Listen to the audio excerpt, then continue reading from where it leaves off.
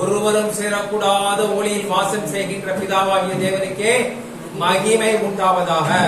பிதாவின் வலது பார்சத்தில் இருந்து நமக்காக பரிந்து பேசுகிற எஜமானர் யெஷுவா ஹமஷியாவிற்கே மகிமை உண்டாவதாக. எஜமானர் யெஷுவா ஹமஷியாவின் நாமத்தினால எல்லாருக்கும் சகோதர சகோதரிகள், வாலிப பிள்ளைகள், யூடியூப்ல இருந்து பார்த்து கொண்டிருக்கிற சகோதர சகோதரிகள், வாலிப பிள்ளைகள் எல்லாருக்கும் ஓய்வு நாள் வாழ்த்துக்கள். கர்த்தருடைய கட்டளையின்படி இந்த ஓய்வு நாள் பரிசுத்த சபை கூடுதலை நாம் எல்லோரும் ஜெபம் செய்து ஆரம்பிக்கலாம். ஹல்லேலூயா.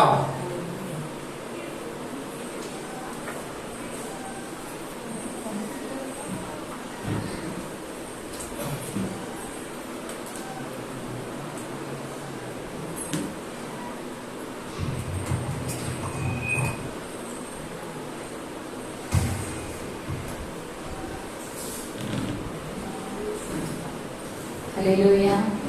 தேவனுக்கே மகிமை உண்டாவதாக. ஒருவருக்கு ஒருவர் வாழ்த்திக் கொள்ளலாம்.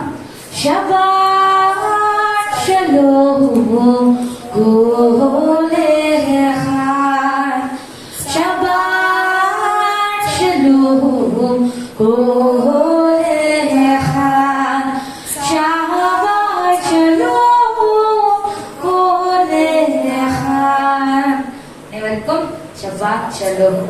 கண்களை மூடி, எங்கள் அன்பின் தகப்பனே, மகிமை நிறைந்தவரே, பரிசுத்தரே, ஒருவரும் சேரக்கூடாத ஒளியிலே வாசமாய் இருப்பவரே, மகத்துவம் உள்ளவரே, கிருபை நிறைந்தவரே, கிருபையாக எங்களை வழிநடத்துகிறவரே, எங்களை உம்முடைய கண்கள் கண்டதே, எங்களை தாயின் கருவில் இருக்கும் பொழுதே உருவாக்கின கரத்தை உடையவரே, உமக்கு மகிமை செலுத்துகின்றோம். உடைய நாமத்தை பரிசுத்தப்பட்ட உடைய நாமத்தை மகிமைப்படுத்துகின்றோம்.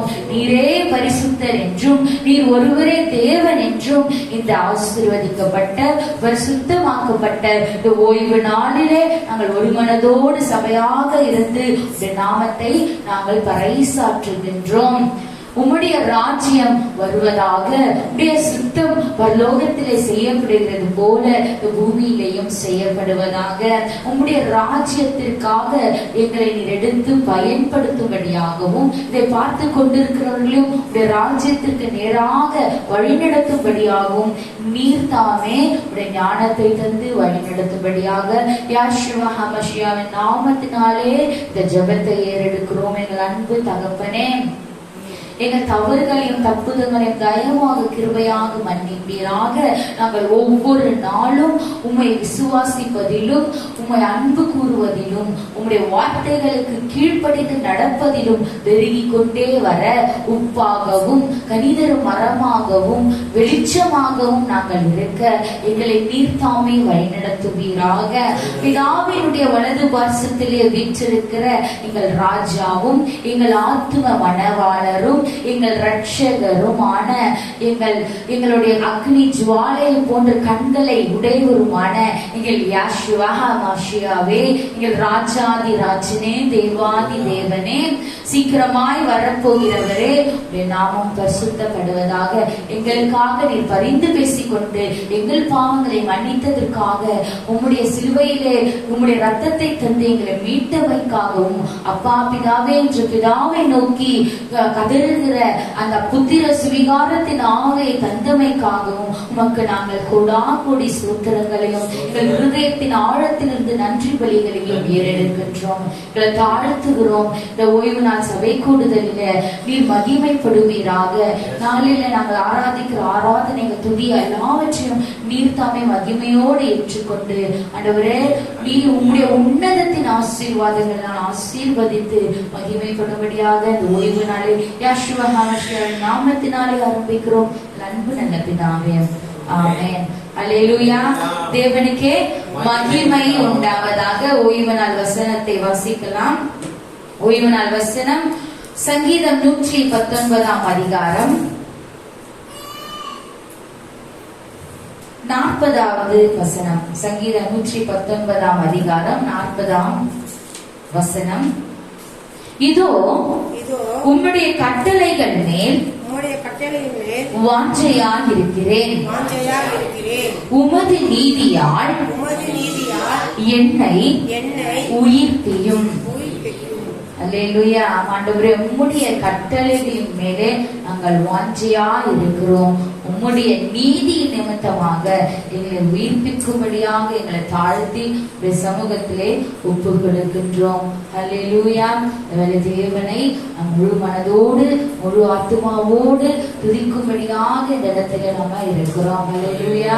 நம்முடைய சிந்தனைகள் செயல்கள் எல்லாம் நம் தேவனுடைய கரத்திலே நாம் தேவனை நம்முடைய தேவன் தாமே நம்மளுடைய சிந்தனையும் செயலும் எல்லாவற்றையும் அவர் தாமே ஆளுகை செய்யும்படியாக இந்த அவரிடத்திலே ஒப்பு கொடுத்து நம் துதியினால் அவரை மகிமைப்படுத்தும்படியாக நாம் இருதயத்தை ஆயத்தமாக்கிக் கொள்வோம். அவரே எப்பொழுதும் துதிக்கு பாத்திரராக இருக்கிறார். அல்லேலூயா, அல்லேலூயா. அவரே எப்பொழுதும் ஓயாமல் இரவும் பகலும் ஓயாமல் துதித்துக் கொண்டே இருப்பவராக இருக்கிறார். அல்லேலூயா. ஆகவே தான் சங்கீதத்திலே 27ஆம் அதிகாரம் 5வது வசனத்திலே தாவீது ராஜா இப்படியாக சொல்லுகிறார். தீங்கு நாளில் அவர் என்னை தம்முடைய கூடாரத்தில் மறைத்து என்னை தமது கூடார மறைவிலே ஒளித்து வைத்து என்னை கண்மலையின் மேல் உயர்த்துவார். அல்லேலூயா. தீங்கு நாள் வரும் பொழுது அவரே அவருடைய கூடார மறைவிலே நம்மை அவர் வைத்திருக்கிறார்.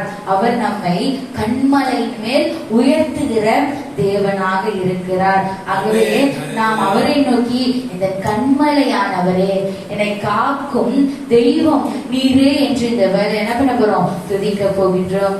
அல்லேலூயா.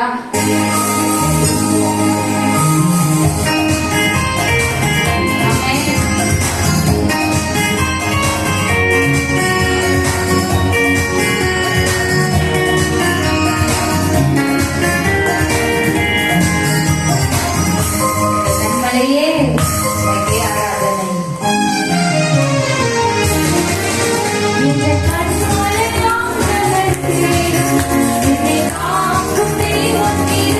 you.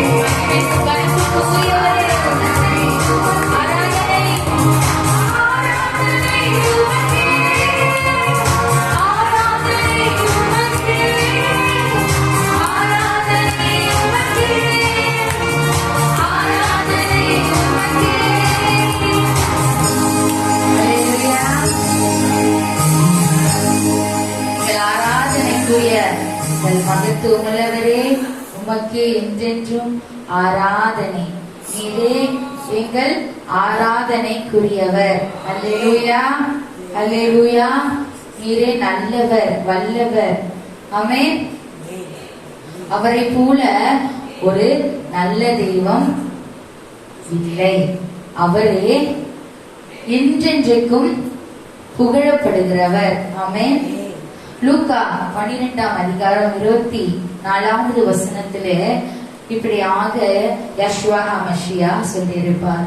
காகங்களை கவனித்து பாருங்கள், அவைகள் விதைக்கிறதும் இல்லை, அறுக்கிறதும் இல்லை, அவைகளுக்கு பண்டசாலையும் இல்லை, களஞ்சியமும் இல்லை. இல்லாவிட்டாலும் அவைகளையும் தேவன் பிழைப்பூட்டுகிறார். பறவைகளை பார்க்கிலும் நீங்கள் எவ்வளவோ விசேஷித்தவர்களாய் இருக்கிறீர்கள். அல்லேலூயா. பறவைகளை பார்க்கிலும், தேவன் படைத்த எல்லா இதை பார்க்கிலும் நம்மை அவர் விசேஷித்தவராக வைத்திருக்கிறார். அல்லேலூயா, அல்லேலூயா. விசேஷித்தமான வைத்திருக்கிறவரை நாம் எப்பொழுதும் நினைத்து பார்க்க வேண்டும். எப்படி ஆண்டவரே, நாங்கள் எப்படி எத்தனை விசேஷித்தவர்களாக இருக்கிறோம் என்று நாம் நன்றி சொல்லிக்கொண்டே இருக்க வேண்டும். அப்படியாக நாம் இந்த வேளையில, தேவா, நான் எதினால் விசேஷித்தவன், விசேஷித்தவன். எதினால்? அவர் நம்மோடு இருப்பதினால் அல்லவா. அல்லேலூயா. அதுவே நாம் ஒரு மனதோடு உணர்ந்து இந்த பாடலை நாம் துதிக்க போகிறோம். ஆமென், ஆமென். அல்லேலூயா. விசுவாசத்தோடு நாம் துதிப்போமா? அல்லேலூயா. ஆண்டவரே, எங்களை விசேஷித்த விதமாக படைத்திருக்கிறீர், எங்களை விசேஷித்தவர்களாக வைத்திருக்கிறீர். ஆகவே உமக்கு நான்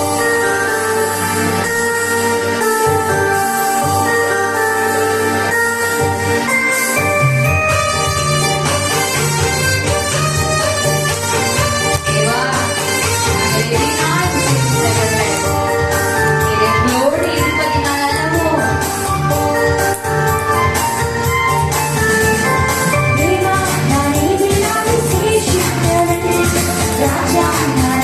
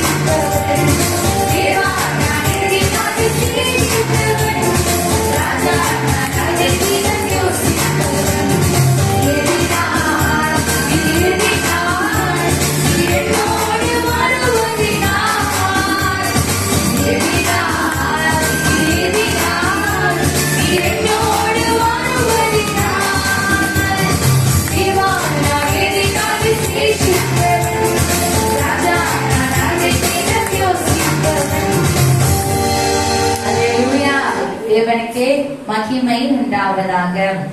எங்களை விசேஷித்தவளாகவும் வைத்திருக்கிற தேவாதி தேவனுக்கு கொடாகொடி ஸ்தோத்திரங்கள், மக்கே மகிமையை செலுத்துகிறோம். ஆண்டவரே, இந்த வேளையில உடைய வார்த்தைகளை தியானிக்க போகின்றோம். உடைய வார்த்தைகளை நாங்கள் கேட்கிறவர்களாக மாத்திரம் அல்லாமல் அதன்படி செய்கிறவர்களாக இருக்கும்படி எங்கள் இருதயத்தை திறந்து கேட்கும்படியாக யெகோவா ஹமேஷாவின் நாமத்தினாலே ஜெபிக்கிறோம் எங்கள் அன்பு நல்ல பிதாவே. ஆமென். ஹல்லேலூயா.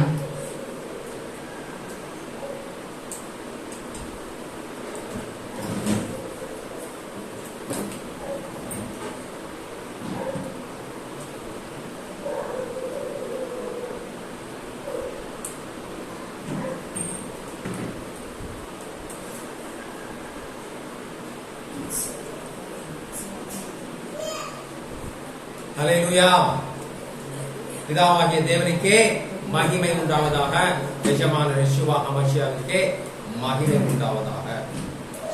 இன்னும் ஒரு அருமையான காலை வேளையை, இன்னும் ஒரு அருமையான ஓய்வு நாளை நம்ம எல்லாருக்கும் காண செய்த கிருபைக்காக கர்த்தருக்கு கோடான கோடி நன்றி.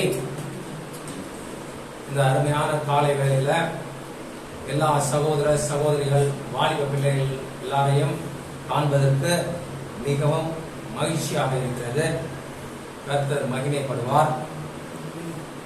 இந்த பரிசுத்த நாள்ல, ஆசீர்வதிக்கப்பட்ட நாள்ல மன மகிழ்ச்சியா இருந்து தேவனை மகிமைப்படுத்துற நாள்ல உங்க எல்லாரையும் இந்த ஓய்வு நாள் பரிசுத்த சபை கூடுதலுக்கு யெகோவா ஹமேஷா நாமத்தினால வரவேற்கிறேன்.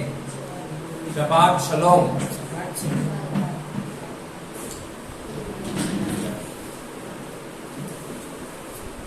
எப்படி இருக்கீங்க எல்லாரும்? எல்லாரும் நன்றாக இருக்கிறோம். கர்த்தருக்கு கோடான கோடி நன்றி.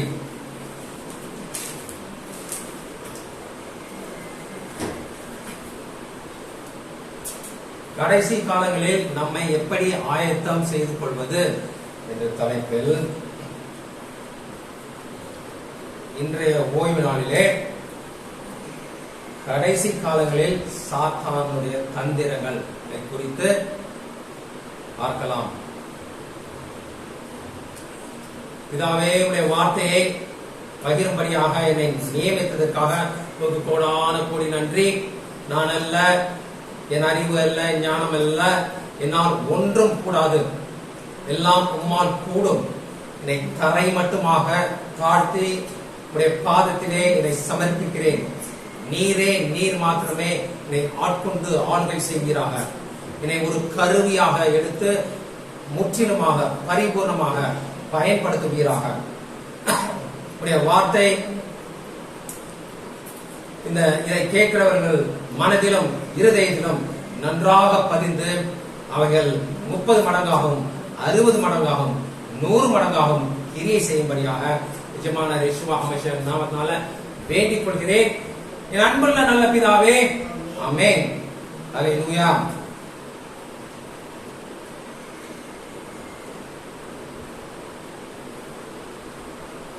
கடைசி காலங்களில் சாத்தானுடைய தந்திரங்கள், சாத்தானுடைய தந்திரங்கள் என்னென்னு தெரிஞ்சாதானே அதற்கு நம்ம ஜாக்கிரதையா இருக்க முடியும், மேற்கொள்ள முடியும்.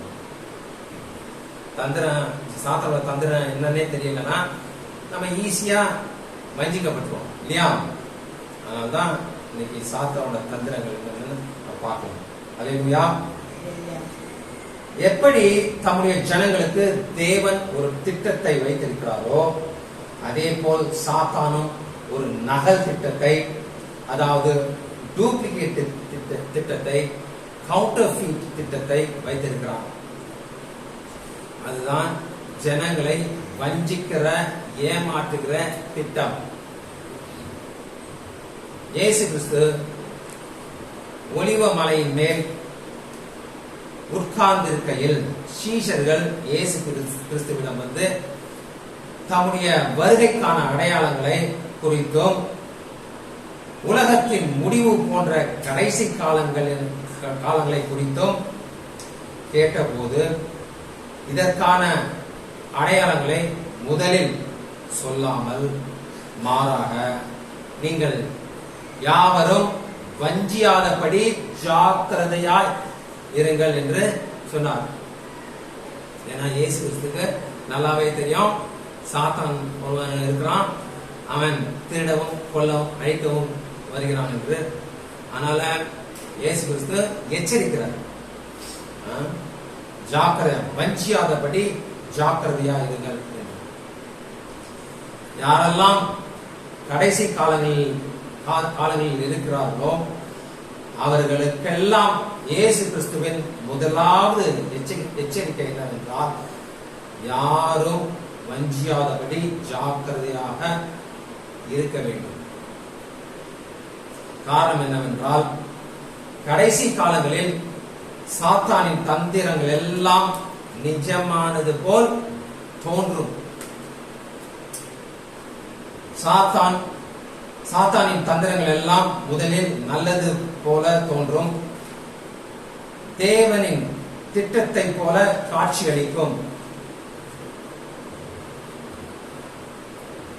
கடைசி காலங்களுக்கான சாத்தானின் தந்திரங்கள் எல்லாம் ஏற்கனவே ஆரம்பித்து விட்டது. சாத்தானின் தந்திரங்களை நினைக்கும் போது அநேக ஜனங்களுக்கு தங்களுடைய மனதிலே வித்தியாக தோன்றும். ஃபேக் நியூஸ், பொய்யான செய்தி, மிகைப்படுத்தப்பட்ட செய்தி,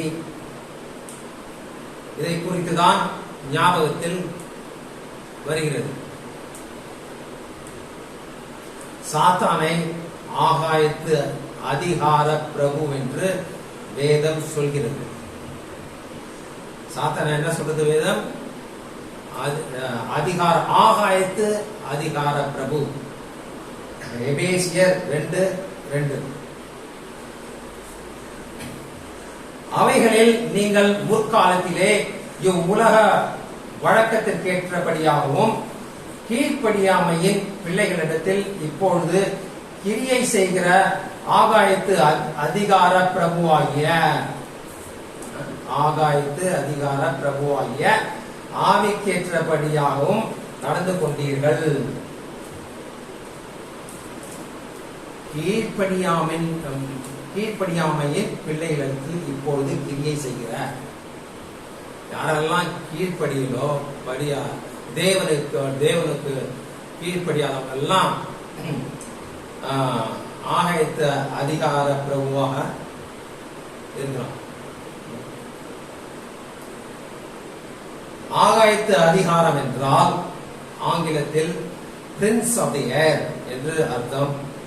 அதாவது உலகத்தின் அனைத்து பொது ஊடகங்கள் எல்லாம், all public medias, social medias, TV, public medias சாத்தானின் கட்டுக்குள் இருக்கிறது என்று வேதம் சொல்கிறது.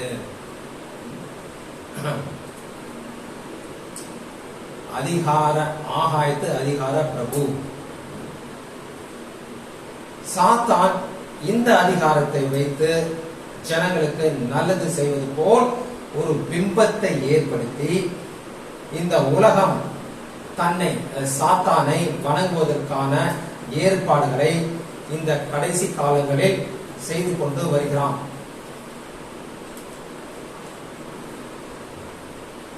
மெயின் ஸ்ட்ரீம் நியூஸ் எல்லாம் யாருக்கு சாதகமா இருக்குது? சாத்தானின் ஏஜென்ட் கையில தான் இருக்கு. அவங்க என்ன சொல்றாங்களோ அதுதான் நியூஸா மெயின் ஸ்ட்ரீம் நியூஸ்ல போடுவாங்க. அவங்களுக்கு எதிராக எந்த ஒரு நியூஸும் போட முடியாது. உண்மை எங்க தெரிஞ்சுக்கணும்னா யூடியூப் இன்டர்நெட்ல தான் போய் நம்ம தெரிஞ்சுக்கணும். அங்கதான் எல்லா உண்மைகளும் எக்ஸ்போஸ் பண்றவங்க நிறைய பேர் இருக்காங்க.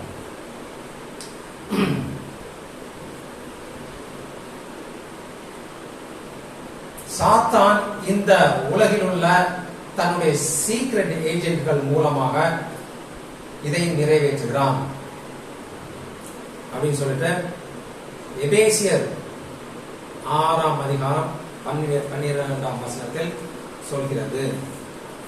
ஏனெனில் மாம்சத்தோடும் இரத்தத்தோடும் அல்ல, துரைத்தனங்களோடும் அதிகாரங்களோடும் இப்பிரபஞ்சத்தின் அந்தகார லோகாதிபதிகளோடும்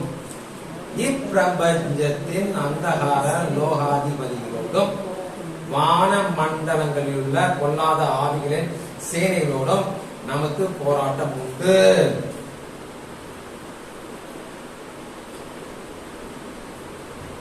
எனினும் அவனுடைய தந்திரங்கள் எல்லாம் கொஞ்ச காலத்துக்கு தான் அவனுடைய காட்சா பறிக்கும். வெளிப்படுத்த விசேஷம் 13ஆம் அதிகாரம் 5ஆம் வசனம்.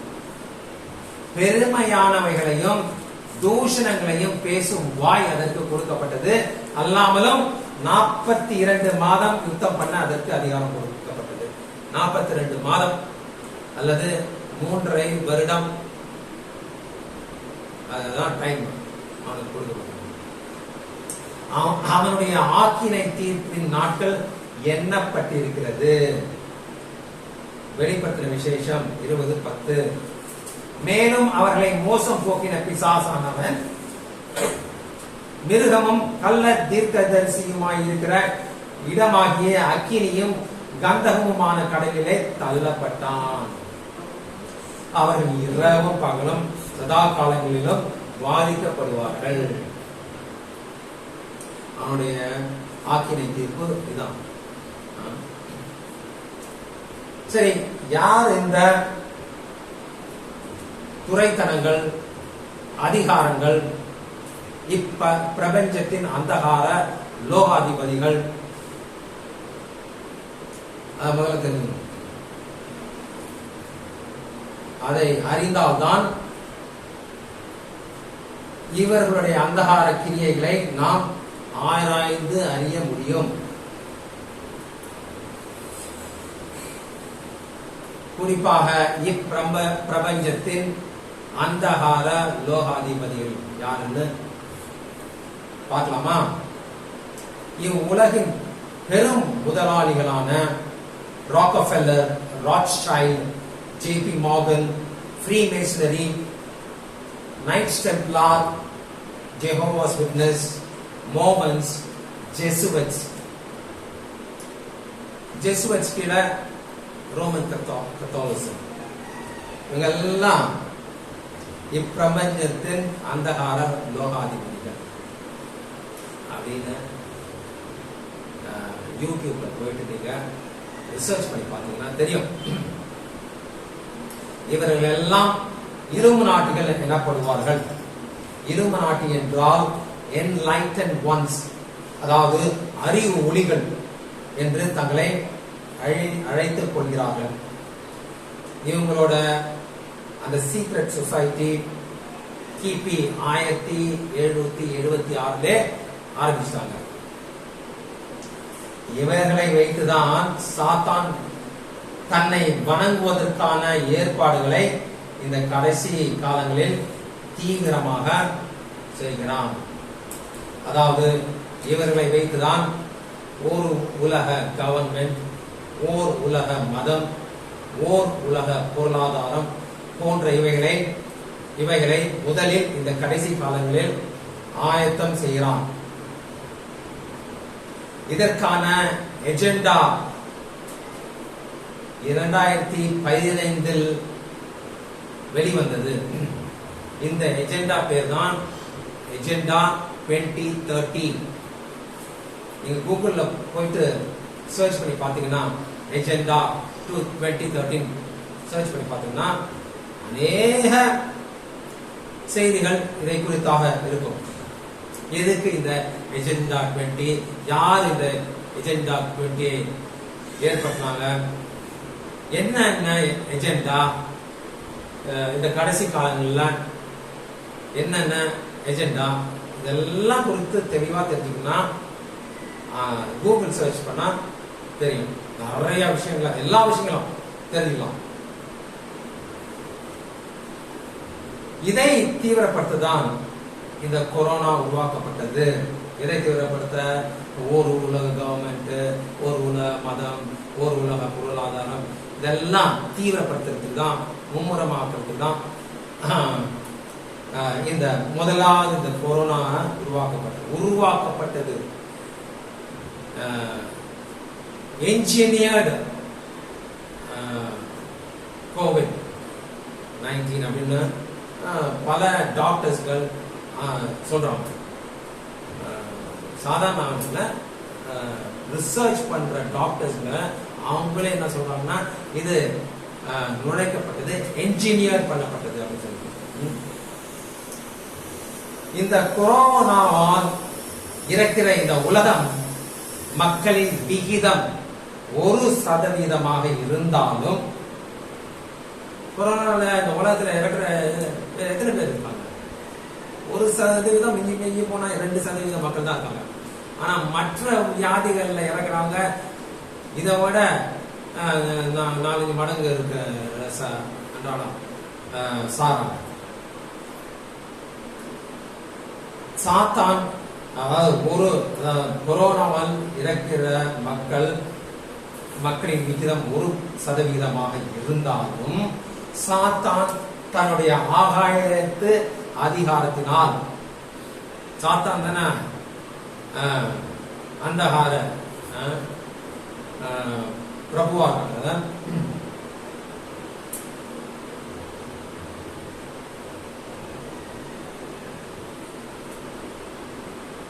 அந்தகார பொல்லாத ஆவிகளின் சேனைகளோடு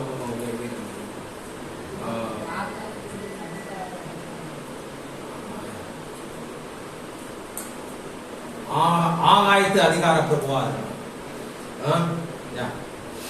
சாத்தான் தன்னுடைய ஆகாயத்து அதிகாரத்தினால், அதாவது உலக ஊடகங்களின் மூலமாக இந்த கொரோனாவை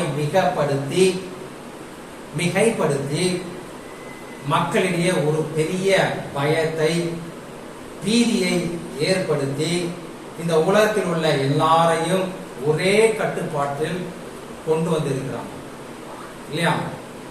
அதாவது உலகில் உள்ள அனைவரும் மாஸ்க் அணிய வேண்டும், சமூக இடைவெளி விட வேண்டும், வேக்சின் போட்டுக்கொள்ள வேண்டும், லாக்டவுன்ஸ் போன்ற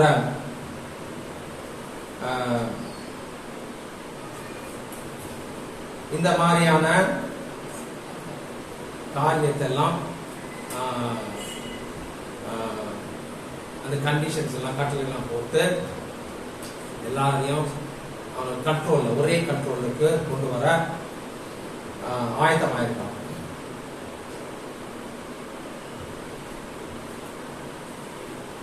ஓர் உலக கவர்மெண்ட், ஓர் உலக மதம், இதெல்லாம் எங்க இருக்குன்னா வெளிப்படுத்துற விசேஷம் 13ஆம் அதிகாரம் 2, 4, 6, 7 இருக்குது.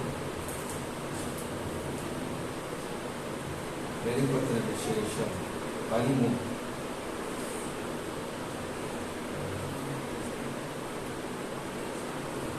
நான் கண்ட மிருகம் சிறுத்தையை போலிருந்தது, அதன் கால்கள் கரடியின் கால்களை போலவும் அதன் வாய் சிங்கத்தின் வாயை போலவும் இருந்தன. வலு சர்ப்பமானது தன் பலத்தையும் தன் சிங்காசனத்தையும் மிகுந்த அதிகாரத்தையும் அதற்கு கொடுத்தது. இந்த மிருகம் எதை குறிக்குதுன்னா ராஜ்யத்தை குறிக்குதுன்னு சொல்லிட்டு தானியேல் தீர்க்கதரிசி சொல்வார். சிங்கம், கரடி, சிறுத்தை இதெல்லாம் ராஜ்யத்தை குறிக்குதான். இது எல்லாம் சேர்ந்து 4 மிருகம் சேர்ந்து கடைசியாக அந்த தகுதி உள்ள சிங்கத்தை கர்ஜிக்கும் போது எப்படி 1 மைல் தூரத்துக்கு அதோட சத்தம் கேட்குமோ, அதே மாதிரி சிறுத்தை ஓட்டத்துல ரொம்ப ஃபாஸ்டா இருக்குமோ, இப்படி கரடு கால்லாம் ரொம்ப ஸ்ட்ராங்கா இருக்குமோ, அது மாதிரியான ஒரு கவர்மெண்ட், ஒரு ராஜ்யம் எழும்ப போகுது கடைசி காலத்துல. அதான் அந்தி கிறிஸ்துவனுடைய ராஜ்யம். அதை குறித்து தான் இங்க சொல்லப்பட்டிருக்கிறது. வலு சர்ப்பமானது தன் பலத்தையும் தன் சிங்காசனத்தையும் மிகுந்த அதிகாரத்தையும் அதற்கு கொடுத்தது. யாரு கொடுத்தது? அந்த மிருகம். அந்த மிருகம் யாரு? அந்தி கிறிஸ்து. அந்த மிருகத்திற்கு அப்படிப்பட்ட அதிகாரம் கொடுத்த வலு சர்ப்பத்தை வணங்கினார்கள். எதுக்கு அந்த அதிகாரம் கொடுக்கப்பட்டிருக்குது? ஏன்னா எல்லாரும் இந்த உலகத்தில் இருக்கிற எல்லாரும் அதை வணங்கணும். இதுதான் மெயினா கருப்பொருளே. இந்த உலகத்தில் இருக்கவங்க யாரை வணங்க வேண்டும்? தேவனை வணங்க வேண்டுமா, சாத்தானை வணங்க வேண்டுமா? அதுதான் போட்டி. போட்டி சொல்ல முடியாது. தேவன் சாத்தானோட போட்டி போடுறது இல்லை. சாத்தான் வஞ்சிக்கிறவர் என்று தேவனுக்கு நல்லாவே தெரியும். அவரால முடிந்த வரையில் எத்தனை பேரை ரட்சிக்க முடியுமோ அத்தனை பேரை ரட்சிக்கிறது தான் அவர் ஒரே பேரான குமாரன் எஜமான யெஷுவா மஸியாவை இந்த உலகத்துக்கு அனுப்பினார்.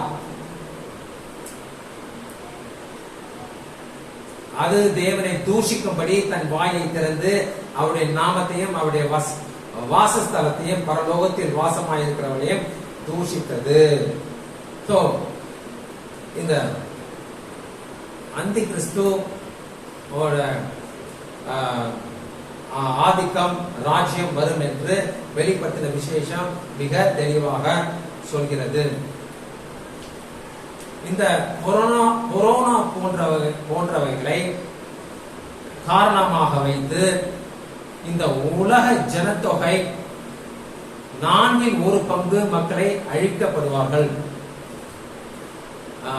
இந்த இலுமினாட்டிகளோட சீக்ரெட் சொசைட்டியோட மெயின் அஜெண்டாவே இந்த உலக ஜனத்தொகையை குறைப்பது தான். Depopulation. Bill Gates and Melinda Gates Foundation அவங்க சொல்லுவாங்க டீப் பாப்புலேஷன், உலகத்துல நிறைய பாப்புலேஷன் இருக்குது, அதை டீப் பாப்புலேட் பண்ணணும் அப்படின்னு சொல்லிட்டு. பில் கேட்ஸ் தான் இந்த வேக்சின் எல்லாம் கொண்டு வந்து, அது 2012 இந்த வேக்சினை கொண்டு வந்துட்டாங்க. இந்த மாதிரி ஏன்னா இந்த மாதிரி ஒரு கொரோனான்ற கொள்ள நோயை நுழைக்கப்படப்படும் அப்படின்னு சொல்லிட்டு அவங்களுக்கு நல்லா முன்னாடியே தெரியும். அதனால அதுக்கான ஊசியை தயார் பண்ணிக்கிறதுக்கு 2018 மும்முரா ஆயிட்டாங்க. அவங்களே சொல்லுவாங்க டீபாப்புலேஷன்னா ஜனத்தொகையை குறைக்கிறத பத்தி அவங்களே சொல்லியிருக்காங்க. யூடியூப்ல போய் பார்த்தா தெரியும். இதுதான் இவ்வுலகின் பெரும் முதலாளியின் எஜெண்டா 2030. என்னது? இந்த உலகத்தில் உள்ள ஜனத்தொகையை குறைப்பது. முதலாவது 4/4 குறைக்கப்படும். அதுக்கான முதல் ஆரம்பமே இது கொரோனா தான். அமெரிக்கால அட்லாண்டா என்னும் மாநிலத்தில் ஜார்ஜியா என்னும் இடத்தில் ஒரு விவசாயியிடம் ஒரு 5 ஏக்கர் நிலத்தை வாங்கினார்கள். அதற்கு அந்த நிலத்தை வாங்கறதுக்கு பணம் கொடுத்தவர் பேர் டெட் டர்னர். அவர் ஃப்ரீ மேசன், அதாவது சீக்ரெட் ஏஜென்ட்ல அவரு அந்த ஒரு சீக்ரெட் ஏஜென்ட் ஒன்று. நான் சொன்னேன்ல இங்க ராக்ஃபெல்லர், ராத்ஷைல்ட், ஜேபி மோர்கன், ஃப்ரீ மேசனரியிலிருந்து தான் அந்த நிலத்தை 5 ஏக்கர் நிலத்தை வாங்கறதுக்கு பணம் கொடுத்தார். அந்த வாங்கினவர் ஒரு ரோமன் கத்தோலிக்கர்.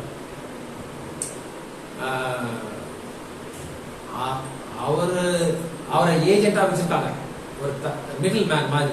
அவர் வாங்கல, அவர் மிடில் மேன் மாதிரி வைத்து அந்த 5 ஏக்கர் நிலத்தை வாங்கி அந்த 5 ஏக்கர் நிலத்தின் நடுவில் பெரிய பெரிய கிரானைட் கல்வெட்டுனால ஒரு கிரானைட் கல்லும் எத்தனையோ டன் வெயிட், அது 4 கிரானைட் இப்படி 4 கிரானைட், அதுக்கு மேல ஒரு சின்ன கிரானைட் கல்லை வச்சு அந்த 4 கிரானைட் கல்லையும் 10 வழிகாட்டுகள் எழுதப்பட்டிருக்கிறது. 8 மொழியில இந்த 10 வழிகாட்டுகள் எழுதப்பட்டிருக்கு. இது என்ன சும்மா ஃபன்னுக்காக செய்வாங்களா யாராவது? அதாவது ஜாலிக்காக செய்வாங்களா? கேளிக்கையாக யாராவது செய்வாங்களா? இவ்வளோ 5 ஏக்கர் நிலத்தை வாங்கி எத்தனையோ டன், ஒரு ஸ்லாபும் ஒரு கிரானைட் கல்லும் எத்தனையோ டன் வெயிட். அதை எப்படி நிறுத்தினாங்கன்னே தெரியல. இத எப்ப நிறுத்தினாங்கன்னா மார்ச் 22ஆம் தேதி 1980ஆம் ஆண்டில் இதை நிறுத்தினாங்க. என்ன சும்மா வேடிக்கையாக்காக இல்லாட்டி பெருமைக்காக நிறுத்தினாங்களா? இல்ல, அதுல உள்நோக்கம் இருக்குது, அதுல எஜெண்டா இருக்குது. அது என்ன எஜெண்டான்ட்டு அந்த 10 வழிகாட்டுதல்ல இருக்குது. ஆச்சரியப்படும்படியாக அதனுடைய முதல் வழிபாட்டு என்னன்னா, maintain humanity under 5 billion in perpetual balance with nature. இது ஆங்கிலத்திலயும் 8 மொழிகள் எழுதிருக்கு. ஆங்கிலம், அரபிக், ஹிந்தி போல 8 மொழிகள்ல அந்த 10 வழிகாட்டுகள் எழுதப்பட்டிருக்கு.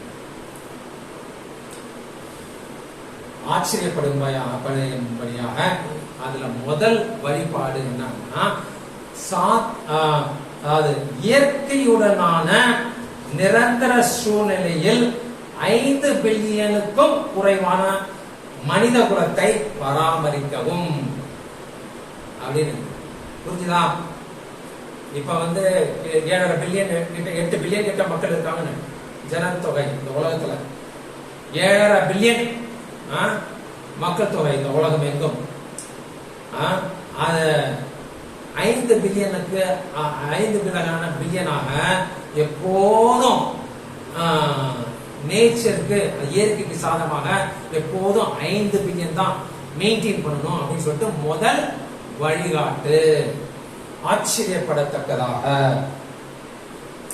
அதாவது சாத்தான் சொன்னல தேவனோட திட்டத்தை அப்படியே காப்பி அடிப்பான், டூப்ளிகேட். தேவன் 2 கற்பனைகள்ல அவருடைய 10 கட்டளை கொடுத்தாரு. அவருடைய தம்முடைய விரல்களாலே எழுதி கொடுத்தாரு. சாத்தான் பாருங்க டூப்ளிகேட் பண்ணி அவர் கல்வெட்டுல அவன் எழுதி வச்சிருக்கிறான் 10 வழிகாட்டுகள்.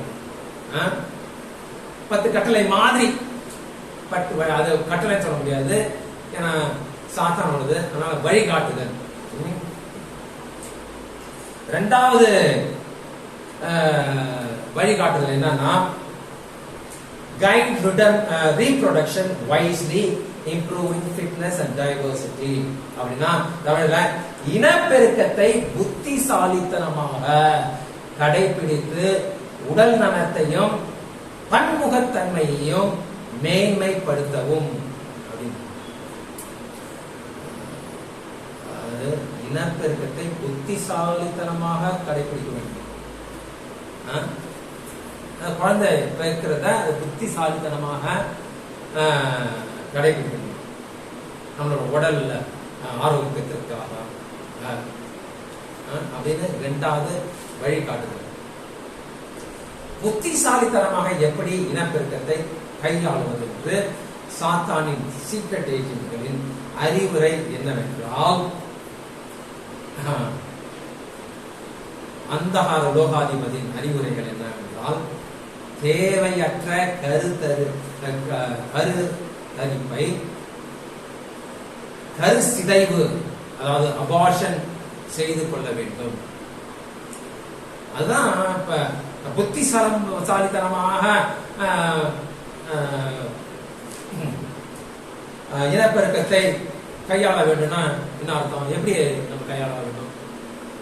என்னதான் புத்திசாலித்தனமா இருந்தாலும், நம்ம என்னதான் பிரகாஷம் எடுத்தாலும், கருத்தரிக்கிறது நம்ம கையில இல்லை, அது தேவன் கையில தான் இருக்குது. கப்பல் ஸ்கூல்ல கல்யாணம் கப்பல் ஸ்கூல்லயோ இல்லாட்டி கல்யாணத்துக்கு ஆளுக்கு முன்னாடியோ அவங்க இந்த உடல் உறவுல ஈடுபட்டா அவங்க என்னென்னமோ முறையை கையாளுவாங்க. ஆனா ஃபெயிலியர் ஆயிடும். அப்ப வேற என்ன புத்திசாலித்தனமா அது கையாளுறது? அது மாதிரி கருத்தரித்தா அதை கலைச்சிடணும், அபாஷன் பண்ணிடணும் அப்படின்ட்டு இந்த கல்வெட்டுல எழுதப்பட்டிருக்குது. இதற்குதான் அமெரிக்காவில் அபாஷனை லீகல் செய்திருக்கிறார்கள். அமெரிக்கால அபாஷன்லாம் லீகல். இங்க போனா பண்ண முடியுமா? காசு 8 கொஸ்டின் கேட்பாங்க. அப்புறம் ஏதாவது காசு பீஸ் கொடுத்து அப்படியே இது பண்ணணும். ஆனா அமெரிக்காவில் அப்படி கிடையாது. உனக்கு தப்பி தவறே குழந்தை ஏற்பட்டுச்சா போயிட்டு கலைச்சிக்கலாம், வரவே இருப்பாங்க. பரிசெல்லாம் கொடுத்து வரவேற்று அதை கலக்கி வச்சுருவாங்க.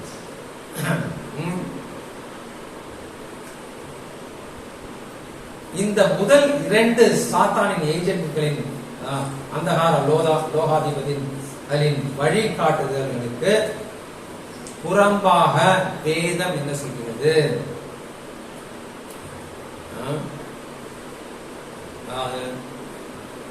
உலகத்தோட ஜனத்துக்கு 5 பில்லியனாக குறைக்கணும்.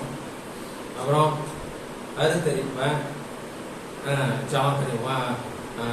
அறிவா ஞானமா செய்யணும். அப்படியா தேவன் சொன்னார். தேவன் என்ன சொல்றாரு பாருங்க. ஆதியாகமம்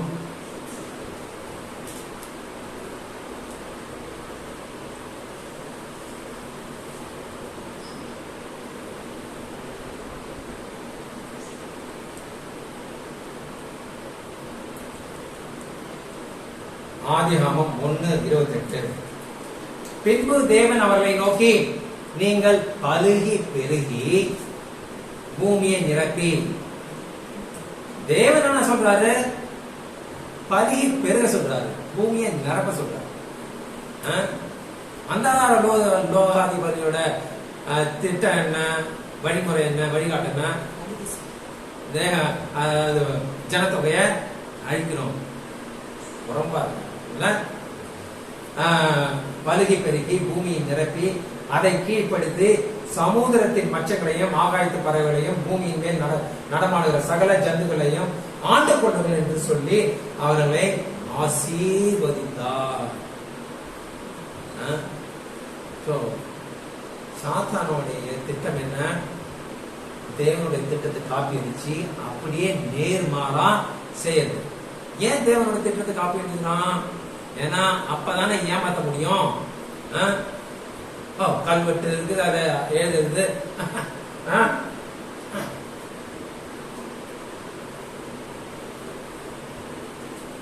தேவனுடைய வார்த்தைக்கு கீழ்ப்படிதல். இந்த வார்த்தை கீழ்ப்படிந்தால் அவர் நமக்கு என்ன வாக்குத்தத்தத்தை கொடுக்கிறார்?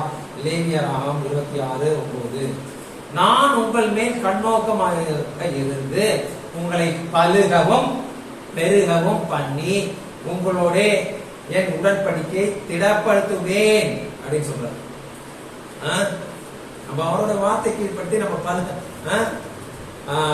நம்ம என்ன சொல்லியிருக்காரு? பலுகி பெருகி இந்த பூமியை நிரப்ப சொல்லியிருக்காரு. அது மாதிரி செய்யலாம்.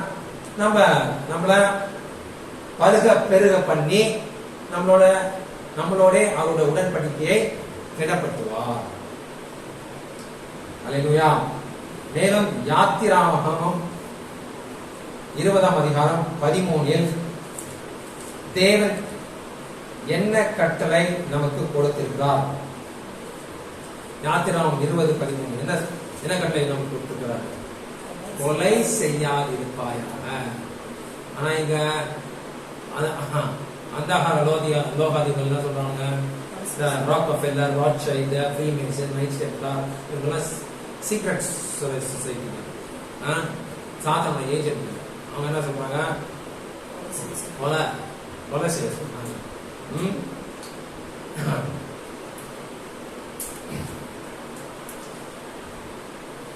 கொலை செய்யாதிருப்பாயாக என்று யாத்திராகமம் 20:13 சொல்கிறது. அபார்ஷன் என்பது ஒரு உயிரை கொலை செய்வதாகும். இல்லையா? உயிர் உருவாயிடுச்சு. அது யார் உருவாக்கணும்? தேவன் தான் உருவாக்கணும். நான் சொன்னல, என்னதான் நம்ம ப்ரிகாஷன் எடுத்தாலும் ஃபெயிலியர் ஆயிடும். ஒரு கரு உருவாகுனா தேவன் தான் ஒரு உயிரை உருவாக்க முடியும், ஒரு உயிரை அழிக்கவும் முடியும். அவருக்கு தான் அந்த வல்லமை இருக்குது, அந்த அதிகாரம் இருக்குது. அபார்ஷன் என்பது ஒரு உயிரை கொலை செய்வதாகும். தேவனுக்கு புறம்பான கட்டளை, தேவனுடைய கட்டளைக்கு புறம்பானதாகும்.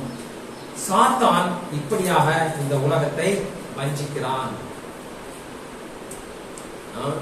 தேவனோட கட்டளைக்கு புறம்பாக நடந்து ஜனத்தொகையை குறைக்கிறது என்ற பெயர்ல கொலை செய்து இந்த உலகத்தை ஏமாத்திரம் வஞ்சிக்கிறான். அது எப்படி சொல்றான்? நம்ம நல்லா இருக்கணும்னா, எல்லாருக்கும் நல்ல வசதியா இருக்கணும்னா உடல் ஜனத்தொகைய கம்மி பண்ணணும் அப்படின்ட்டு. ஆனா அவன் மறைமுகமாக இந்த வேக்சின் ஊசியை போட்டு, இதெல்லாம் கொரோனா தான் ஸ்டார்டிங், ஜனத்தொகையை குறைக்கிறான். எத்தனையோ டாக்டர் ஆராய்ச்சி பண்ணி சொல்லியிருக்காங்க, வேக்சினேஷன் ஒண்ணு அன்னைக்கே கொள்ளும், இல்ல ஒரு வாரம் கழிச்சு கொள்ளும், ஒரு மாசம் கழிச்சு கொள்ளும். ஆனா 2-3 வருஷத்துக்குள்ள எல்லாரும் இறப்பாங்க அப்படின்ட்டு. ஏன்னா வேக்சின் போட்டவங்களே, வேக்சின் போடாதவங்கள பரவும். இதெல்லாம் டாக்டர்ஸ், பெரிய பெரிய டாக்டர்ஸ் ஆராய்ச்சி பண்ணி சொல்லியிருக்காங்க. இதெல்லாம் நம்ம கூகுள் சர்ச்ல போய் சர்ச் பண்ணி பார்த்தா தெரியும். வேக்சினேஷன் அதோட உண்மைத்தன்மை குறித்து சர்ச் பண்ணா நிறைய செய்தி வரும். மறைமுகமாக நல்லதுன்னு சொல்லிட்டு, ஒரு மக்களுக்கு நல்லதுன்னு சொல்லிட்டு தேவனுக்கு திட்டத்துக்கு புறமாக செய்து மக்களை வஞ்சிக்கிறான். இப்படியாக இந்த உலகத்தை வஞ்சிக்கிறான். இதைத்தான் யோவான் 10:10 சொல்கிறது. யோவான் 10:10.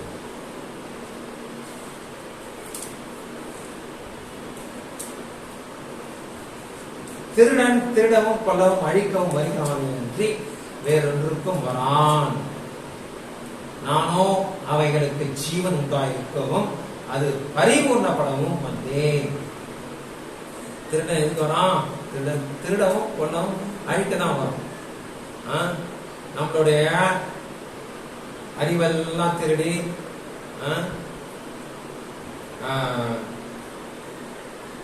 நம்மளை கொன்று நம்மளுடைய ஆத்மாவை அழிச்சு முற்றிலுமாக அழித்து போட்டுதான் சாத்தானுடைய திட்டமே.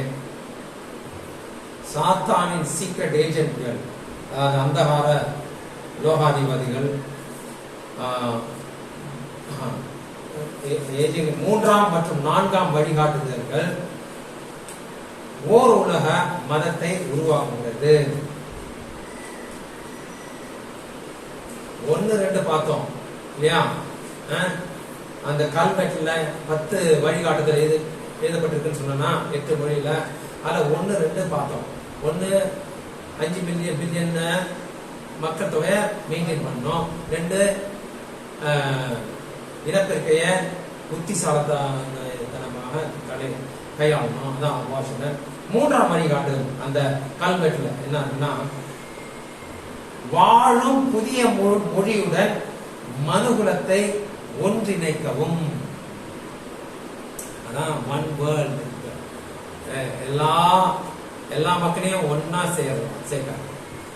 ஒரு ஆளுகைக்குள்ள சேர்க்கிறான்.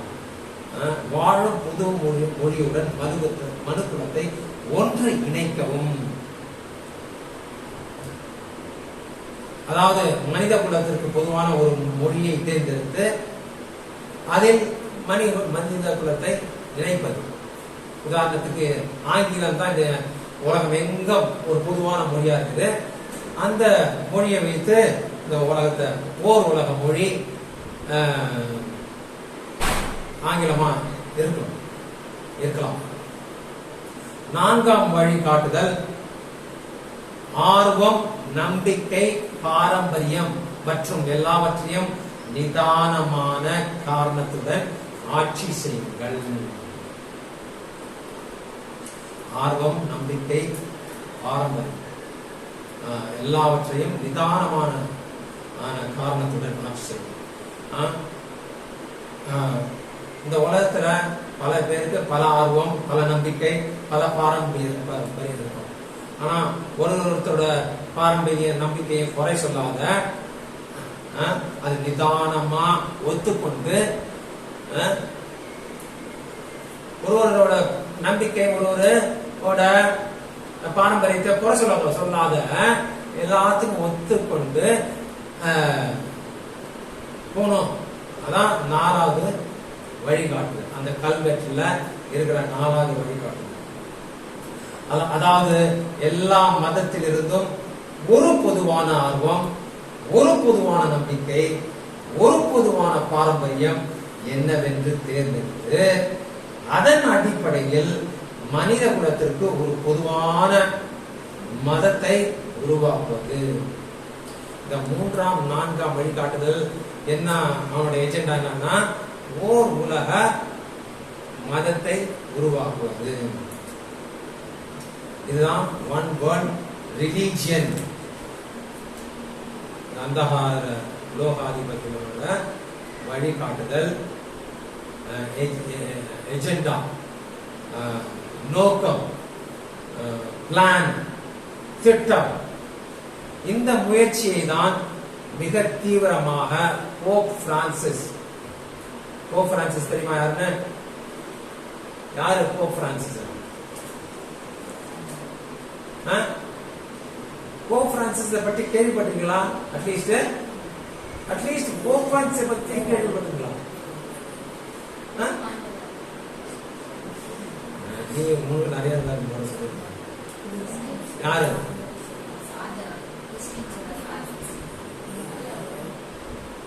ரோமன் கத்தோலிக்கருக்கு எல்லாம் தலைவர் போப்.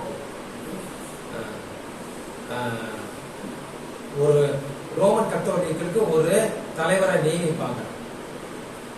அந்த தலைவர் ஜெசுவட் சீக்ரெட் ஏஜென்ட்டோட கீழே இருக்காரு. அது பெரிய விஷயம். மக்களுக்கு பாத்துக்கிற மாதிரி தெரிகிற மாதிரி ரோமன் கத்தோலிக்கலாம் ஒரு போப்பை நியமிப்பாங்க. அவர் உயிரோட இருக்கிற வரைக்கும் இன்னொரு போப்பை நியமிப்பாங்க. அது மாதிரி இப்ப இருக்கிற, அதாவது 2015 போப் ஆண்டவன் கூட சொல்லுவாங்க. ஆண்டவன் கூட சொல்லுவாங்கல்ல, போப் ஆண்டவன் தான் சொல்லுவாங்க. அவர்தான் ஆண்டவன். 2015 அவர் தான் போப் பிரான்சிஸ் தான் தலைவர், ரோமன் கத்தோலிக்க தலைவராக இருக்கிறார். இதெல்லாம் என்ன புரியுதுன்னா, என்ன இன்ட்ரெஸ்ட் இருக்கோ அதை பத்தி தான் தெரிஞ்சுக்கிறதுக்கு நோக்கமா இருக்கும்ல. நம்ம வாழ்க்கையில என்ன இன்ட்ரெஸ்ட் இருக்கோ அதை பத்தி தான் தெரிஞ்சுக்கிறதுக்கு நோக்கமா இருக்கும். இந்த மாதிரி காரியங்களை தான் முக்கியமான ஒவ்வொருவரும் தெரிஞ்சு கொள்ள வேண்டிய நோக்கம், விஷயம். ஏன்னா கடைசி காலத்துல எப்படி இருக்க போது,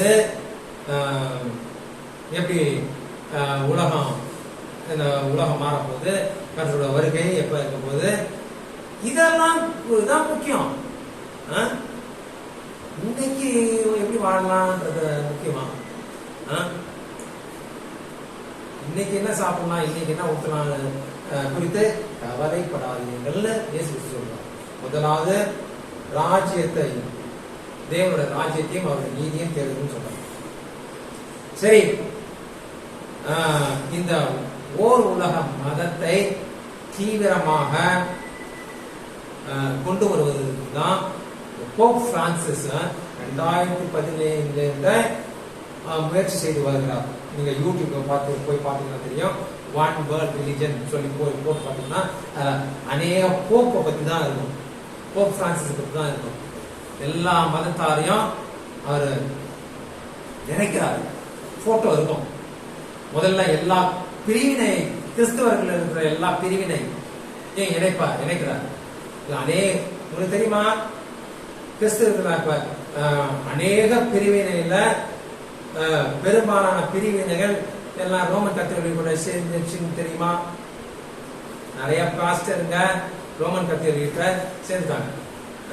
நான் இனி புரோட்டஸ்டன்ட் அல்ல, புரோட்டஸ்ட் செய்வதற்கு ஒன்றுமல்ல, நாங்க எல்லாம் ரோமன் கத்தோலிக்கர் அப்படின்னு சொல்லிட்டு போய் சேர்ந்துட்டாங்க. அதெல்லாம் உண்மையான விஷயம், அதெல்லாம் முக்கியமான விஷயம். ஒவ்வொருவரும் தெரிஞ்சு கொள்ள வேண்டிய விஷயம். கிறிஸ்தவர்களாக நாம் ஒவ்வொருவரும் தெரிஞ்சு கொள்ள வேண்டிய விஷயம். எந்த மதத்தாரா இருந்தாலும் நல்லதை செய்தால் சொர்க்கத்துக்கு போகலாம். எப்படி? எந்த மதத்துல இருந்தாலும் சரி, நல்லது செய்தா சொர்க்கத்துக்கு போகலாம். இப்படிப்பட்ட பொதுவான ஆர்வத்தை, நம்பிக்கையை, பாரம்பரியத்தை இருக்குல்ல எல்லாத்துலயும், வேதத்தை தவிர மற்ற எல்லா புத்தகத்திலையும் என்ன இருக்கும்? நல்லது செய்த சொர்க்கத்துக்கு போலாம். நம்மளோட வேதத்தின் படி சொர்க்கம்ல பரலும், சொர்க்கத்துக்கு போலாம்னு தானே இருக்கும். எந்த ஒரு இந்துவை கேட்டா நல்லது செய்யும், சொர்க்கத்துக்கு போகணும். முஸ்லீமை கேட்டா நல்லது செய்யும், சீக்கை கேட்டா நல்லது செய், சொர்க்கத்துக்கு போகணும். புத்தரை கேட்டா நல்லது செய், இதான் எல்லாம் சொல்லுவாங்க. சரி, வேதத்திலே இருக்குது நல்லது செய்யணும்னு சொல்லிட்டு. பட் சுயமா நல்லது செய்தா சொர்க்கத்துக்கு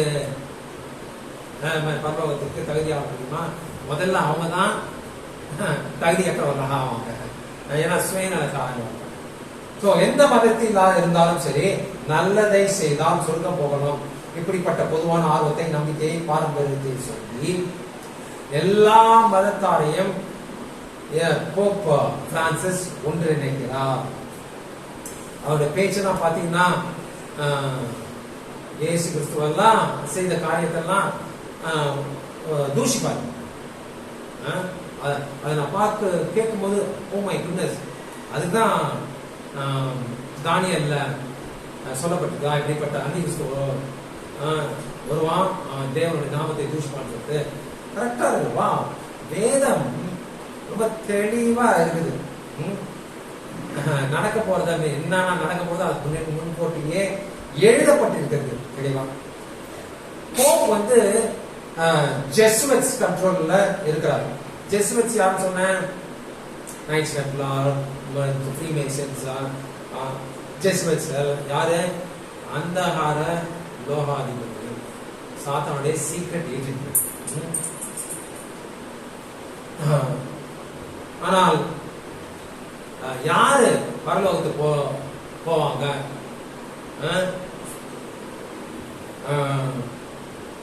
எந்த மதத்துல வேணாலும் இருந்தா நம்ம சொர்க்கத்துக்கு பரலோகத்துக்கு போக முடியுமா?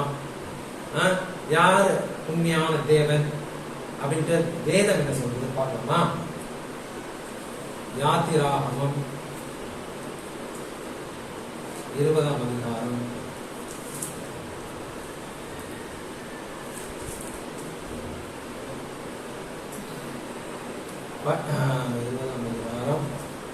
3ஆம் வசனம். என்னை அன்றி உனக்கு வேறே தேவர்கள் உண்டாயிருக்க வேண்டாம். ஆனா போப் என்ன சொல்றாரு? எந்த மதமா இருந்து எந்த கடவுளை வேண்டியதோ நல்லது செய்யா உனக்கு சொர்க்கம் உண்டு.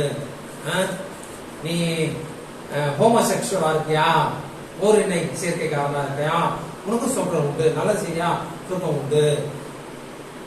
அப்படியே சொல்றாரு. இதெல்லாம் நான் சொல்லல, என் வார்த்தையா சொல்லல, அவர் சொன்னதான் நான் சொல்றேன். நீ எப்படிப்பட்டவனா இரு, எந்த மதத்துல சேர்ந்தவனா இரு, நல்லது செய்யா, மற்றவங்களுக்கு தீங்கு செய்யாத நல்லது செய்யா, நீ எப்படி நீ என்ன வேணாலும் செய்து போ, சொர்க்கத்துக்கு போயிடும். ஆனா வேதம் என்ன சொல்லுது, என்னை அன்றி உனக்கு வேற தேவர்கள் உண்டா இருக்க வேண்டாம். யாத்திரா 34:14. கர்த்தருடைய நாமம் எரிச்சல் உள்ளவர் என்பது அவர் எரிச்சல் உள்ள தேவனே, ஆகையால் அந்நிய தேவனை நீ பணிந்து கொள்ள வேண்டாம். ஆங்கிலத்துல God is a God of jealousy அப்படின்னு. ஜெலசினா பொறாமை உள்ளவர், இங்க எரிச்சல் உள்ளவன் போடுது. தெரியல, பொறாமைன்னா எரிச்சல் வரும். யாராவது அவங்களுக்கு எதிராக உயர்த்திட்டாங்கன்னா எரிச்சல் வரும். அந்த சுபாவத்தை போட்டோம், எரிச்சல் உள்ள தேவன். ஆனா ஆங்கிலத்துல ஜெலசி கார்டன், ஜெலசி கார்டன்னா வெறும் பொறாமை. கண்டிப்பா பொறாமைதான். அவர் மாத்திரம்தான் பொறாமை கொள்றதுக்கு தகுதி உள்ள தேவன், மாத்திரம்தான் பொறாமை பெருமை கொள்ள தகுதி உள்ள. இந்த உலகத்துல எந்த சொல்லிக்கிற கடவுளுக்கோ எந்த மனுஷனுக்கோ தகுதி இல்லை. பெருமை கொண்டதுக்கோ பொறாமை கொண்டதுக்கோ தகுதி இல்லை. ஏசாயா 37:16. சேனைகளின் கர்த்தாவே, கேருபீன்களின் மத்தியில் வாசம் பண்ணுகிற இஸ்ரவேலின் தேவனே, நீர் ஒருவரே பூமியின் ராஜ்யங்கள் எல்லாம் தேவனானவர். நீர் ஒருவரே ராஜ்யங்களில் எல்லாம் தேவனானவர். ராஜ்யங்கள்னா என்ன? எல்லா ராஜ்யங்களும், எல்லா கண்ட்ரிகளோட தலைவர் எல்லாத்துக்கும் தேவனானவர் தேவன் ஒருவரே. நீர் வானத்தையும் பூமியையும் உண்டாக்குதே. அவர்தான் வானத்தையும் பூமியும் பூமியில இருக்கிற எல்லாவற்றையும் உண்டாக்கினார். ஏசாயா 45:5. நானே கர்த்தர், வேறொருவர் இல்லை, என்னை தவிர தேவன் இல்லை.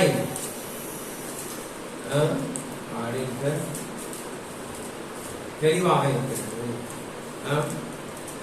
ஆபிரகாம், ஈசாக், யாக்கோபுடைய தேவனை தவிர வேற எந்த தேவனும் இல்லை. சங்கீதம் 86:10. தேவரீர் மகத்துவம் உள்ளவரும் அதிசயங்களை செய்கிறவருமாய் இருக்கிறீர், நீர் ஒருவரே தேவன். இது மாதிரி கிட்டத்தட்ட 160க்கு மேற்பட்ட வசனங்கள் நானே தேவன், நான் ஒருவரே தேவன், என்னை என்று வேறு தேவன் இல்லை அப்படின்னு சொல்லிட்டு 160க்கு வசனங்களுக்கு மேல இந்த வேதத்துல இருக்குது. அது மாதிரி நானே தேவன் என்று எந்த புத்தகத்திலும் இல்லை. நீங்க வேதமா இருக்கட்டும், ஜாபமா இருக்கட்டும், எந்த புத்தகமா இருக்கட்டும், அது நானே தேவன் என்று இருக்கவே இருக்காது. ஏன்னா உண்மையான தேவன் ஆபிரகாமின் தேவன், ஈசாக்கின் தேவன், யாக்கோபின் தேவன் ஒருவரே. ஆனா இங்க என்ன சொல்றாரு போப்பு, ரோமன் கத்தோலிக்க பத்தி உங்களுக்கு அதை பத்தி தெரிஞ்சிருக்கீங்களா? நான் ரொம்ப வருஷமா அது போயிட்டு இருந்ததுனால ரோமன் கத்தோலிக்க பத்தி இன் அண்ட் அவுட் எல்லாம் தெரிஞ்சுக்க, ஒரு மனுஷன் தெரிஞ்சுக்க வேண்டிய எல்லா விஷயமும் தெரியும். கர்த்தர் வெளிப்படுத்துகிறார். என்ன சொல்றார்? எந்த கட முடியாத வணங்கி இருக்கும், நல்ல செய் சொல்லிட்டு போகணும். புறஜாதிகளுடைய மார்க்கத்தை கற்றுக்கொள்ளாதீருங்கள் என்று எரேமியா 10:2 மிக திட்டவட்டமாக சொல்கிறது. நீங்க என்ன சொல்ற போப்பு, எல்லா ஜாதியும் நல்லது செய்யும். ஆனா தேவன் ஒருவரே தேவன் சொல்லிட்டு எத்தனையோ வசனத்தை பார்த்தோம். 4-5 வசனத்தை பார்த்தோம். 660க்கு மேல வசனம் இருக்குது, அதெல்லாம் பார்க்க முடியாது. அப்புறம் இன்னும் ஒரு விஷயத்தை என்ன தெளிவா சொல்றாருன்னா, புறஜாதிகளுடைய மார்க்கத்தை கற்றுக்கொள்ளாதீர்கள். புறஜாதினா யாரு? உண்மையான தேவனை அறியாதவங்க எல்லாருமே புறஜாதியினர் தான். அவங்களோட மார்க்கத்தை கற்றுக்கொள்ளாதீங்கன்னா என்ன அர்த்தம்? அவங்களோட வழிகளை, அவங்களுடைய பாரம்பரியங்களை, அவங்களுடைய நம்பிக்கைகளை எதா இருந்தாலும் கற்றுக்கொள்ளாதீங்க அப்படின்னு சொல்லிட்டு மிக தெளிவாக எரேமியா தீர்க்கதரிசி எச்சரிக்கிறார். எரேமியா 10:2, புறஜாதிகளுடைய மார்க்கத்தை கற்றுக்கொள்ளாதீர்கள், வானத்தின் அடையாளங்களாலே புறஜாதிகள் கலங்குகிறார்களே என்று சொல்லி நீங்கள் அவைகளாலே கலங்காதீர்கள். புறஜாதிகளுக்கு என்ன இந்த சாங்கிய சம்பிரதாயம், நட்சத்திரம் இங்க இருக்குது, கேதுல இருக்குது, இதுல இருக்குது, யமகண்டத்துல என்னென்னவோ சொல்லுவாங்க. வானத்தின் அடையாளங்களை பார்த்து குறி சொல்லுவாங்க. இப்ப கரெக்டா இருக்குது, சூரியன் சந்திரன் எல்லாம் நட்சத்திரங்கள்லாம் கரெக்டா இருக்குது, இந்த சமயத்துல பதவி ஏற்கலாம், இந்த காலத்தால வீடை வாங்கலாம், கல்யாணம் பண்ணலாம். அதான புறஜாதிகள், அவங்க தானே, அவங்களுக்கு அதான அடையாளங்கள். வானத்தின் அடையாளங்களாலே புறஜாதிகள் கலங்குகிறாளே என்று சொல்லி நீங்கள் அவைகளாலே கலங்காதீர்கள். ஐயோ வானத்தை எப்படி இப்படி இருக்குது, சயின்ஸ் இல்லையே, ஐயோ சயின்ஸ் சரியான பதில் எல்லாம் செய்யணும், அதுபடி நம்ம கலங்கக்கூடாது. புறஜாதிகளோட மார்க்கத்தை நம்ம கத்துக்கூடாது அப்படின்னு மிக திட்டவட்டமாக சொல்கிறார். நான்காவதாக, அதாவது நான்காவது வழிகாட்டுதல், அந்த கல்வெட்டுல இருக்கிற வழிகாட்டுதல். முதல்ல பார்த்தா ஜனத்தொகை குறைவை பத்தி பார்த்தோம், அபாஷனை பத்தி பார்த்தோம், ஓருலக மதத்தை குறித்து பார்த்தோம்.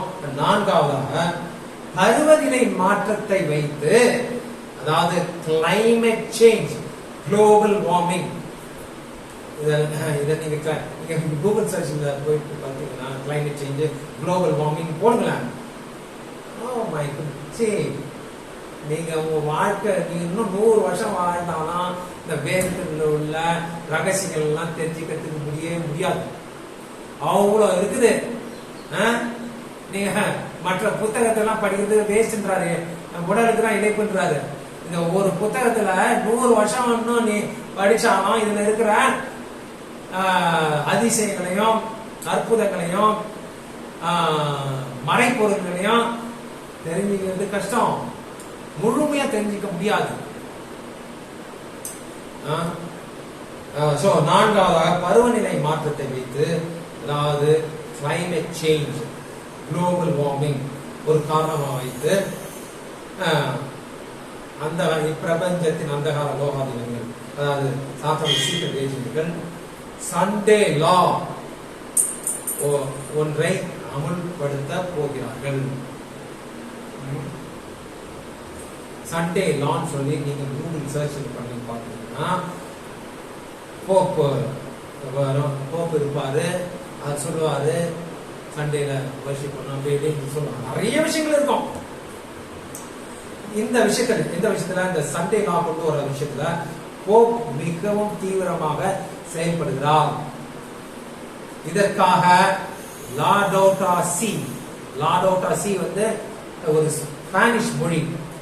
லாடோட்டா சி அப்படின்னா கிளைமேட் சேஞ்ச், குளோபல் வார்மிங், அதை குறித்தான ஒரு வழிகாட்டுதலை Pope Francis, sorry heavenly father, he's not, he's a man, Pope Francis அது மாதிரி சொல்லுவாங்க, மக்கள் சொல்றாங்க.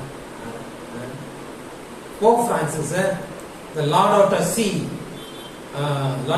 சி என்ற ஒரு வழிகாட்டுதலை மார்ச் 24ஆம் தேதி 2015 வெளியிட்டிருக்கிறார்.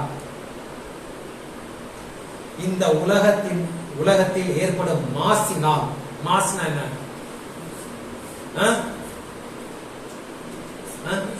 Pollution, correct.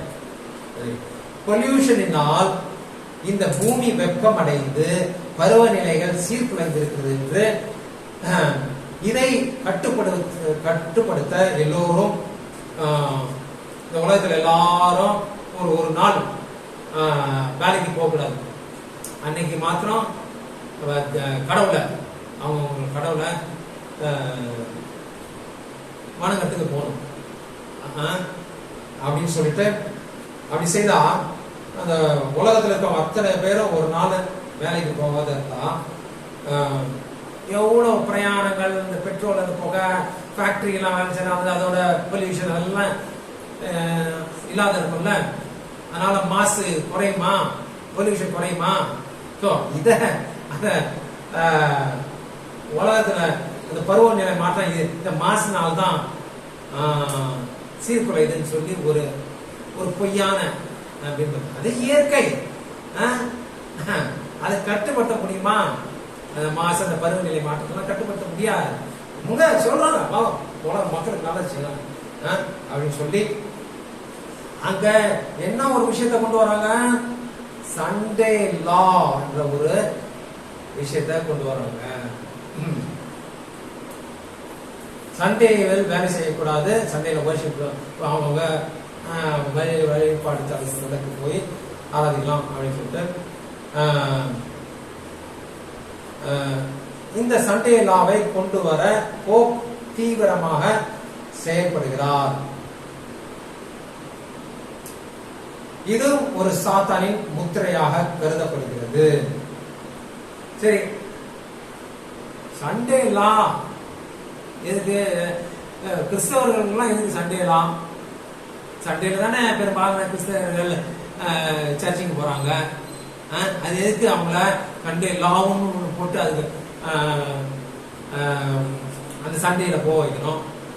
ஏற்கனவே தான் அது மாதிரி போயிட்டு இருக்காங்களே. அது மாதிரி போயிட்டு இருந்தாங்க. கடந்த 45-50 வருஷமா அநேக சத்தியத்தை அறிந்து ஓய்வு நாள் வேதத்தில் சொல்லப்பட்ட ஓய்வு நாள் 7ஆம் நாள் ஓய்வு நாளை கடைபிடிக்கிறாங்க. அநேகர் ஆயிட்டாங்க. இன்னும் கொஞ்ச நாள்ல, இன்னும் 2-3 வருஷம் 5 வருஷத்துக்குள்ள அநேக கிறிஸ்தவர்கள் ஓய்வு நாளை கடைபிடிப்பாங்க. இத அறிஞ்சுதான் ஆஹா நிறைய பேர் சத்தியத்தை தெரிஞ்சுட்டாங்களா, 7ஆம் நாள் ஓய்வு நாள்ல அவங்க சபை போடுறாங்க, விடக்கூடாது. அதனால சண்டே லா ஒன்று போட்டு அதுலதான் வழிபடணும், அந்த நாள் தான் வழிபடணும் அப்படின்னு சொல்லிட்டு ஒரு கட்டாயத்துல கொண்டு வர்றதுக்கு இந்த லா கொண்டு வராங்க. முதல்ல கிபி 321ஆம் ஆண்டுல 7ஆம் நாள் ஓய்வுனால ஞாயிற்றுக்கிழமை மாத்தினாங்க. அது யார் மாத்தினாங்க? இதே ரோமன் கத்தோலிக்கர்கள் தான் மாத்தினாங்க. அப்ப முக்காவாசி எல்லாரும் கிபி 300க்கு முன்னாடி எல்லாருமே 7ஆம் நாள் ஓய்வுனாலதான் கடைபிடிச்சிருந்தாங்க. சாத்தானோட இது நுழைவுல அவன் நுழைச்சி அவனை வணங்குற மாதிரி செய்யணும்ல. அதுக்கு என்ன, முதல்ல அந்த 7ஆம் நாள் ஓய்வு நாள்ல தேவனுக்கு மகிமை போறத அதை கட் பண்ணணும் அப்படின்னு சொல்லி கான்ஸ்டன்டைன் எம்பரர் மூலமாக கிபி 321ஆம் ஆண்டு அந்த சண்டே லாவை கொண்டு வந்தாங்க. போயிட்டே இப்போ இந்த சமீப 50 வருஷத்துக்கு வரைக்கும் முன்னாடி எல்லாரும் சண்டே எல்லாம் கடைபிடிச்சாங்க. ஏன்னா அதுதான் புகழ்த்தப்பட்டிருக்குது. ஒரு 1000 வருஷத்துக்கு முன்னாடி என்ன நடந்ததுன்னு யாருக்கு என்ன தெரியும்? ஆராய்ச்சி பண்ணாதான் தெரியும். போயிட்டு புத்தகத்தை எடுத்து என்சைக்ளோபீடியா, பிரிட்டானிக்கா என்சைக்ளோபீடியா, அமெரிக்கான இதெல்லாம் எடுத்து பார்த்தா தெரியும்.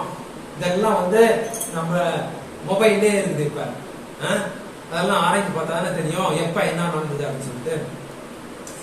மக்கள்ல அறிவு பெருகு விழிப்புணர்வு கேள்வி கேட்க ஆரம்பிச்சு, ஏன் இது மாதிரி செய்யறாங்க, ஏன் இது மாதிரி ஞாயிற்றுக்கிழமை தான் போறாங்க, ஏன் கிறிஸ்துவ கடைபிடிக்கிறாங்க, ஏன் ஈஸ்டர் கடைபிடிக்கிறாங்க, அதெல்லாம் கேள்வி கேட்டு அதை ஆராய்ச்சி செய்து உண்மைய தெரிஞ்சுக்கிட்டு உண்மையை கடைபிடிக்க ஆரம்பிச்சிட்டாங்க. அமெரிக்கால நிறைய பேரு, முக்காவாசி பேரு உண்மைய முக்காவாசி கிறிஸ்தவர்கள் உண்மையை கடைபிடிச்சுட்டு பிடிக்க ஆரம்பிச்சிட்டாங்க. அது நம்ம ஓய்வு நாள் கர்த்தர் நியமித்த பண்டிகைகளை கடைபிடிக்க ஆரம்பிச்சிட்டாங்க. இது பார்க்க மாட்டானா?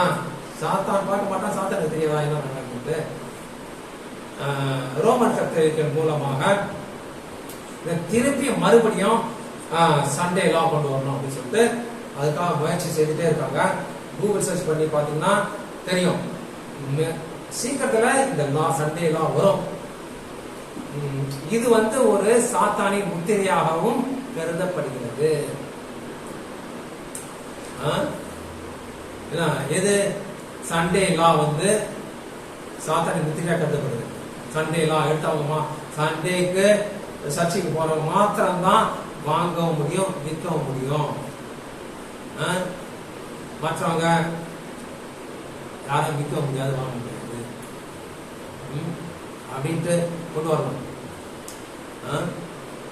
இது இந்த கொரோனா வேக்சின் தான் முதல்ல ஆரம்பம். கொரோனா வேக்சின் எடுத்தாதான் வெளிநாட்டுக்கு போக முடியும், சில காரியங்கள்லாம் கிடைக்கும். அதாவது வாங்க முடியும், விற்க முடியும். வெளிப்பட்ட விசேஷம் 13ஆம் அதிகாரத்துல இது தெளிவாக தீர்க்க தரிசனமாக சொல்லப்பட்டிருக்கிறது. ஆனா வேதம் என்ன சொல்கிறது? நம்ம எந்த நாள்ல தேவனை மகிமைப்படுத்த வேண்டும், எந்த நாள்ல பரிசுத்த சபை கூடுதல் இருக்க வேண்டும் என்று தேவ கட்டளையிட்டாரு. யாத்திராவும் 20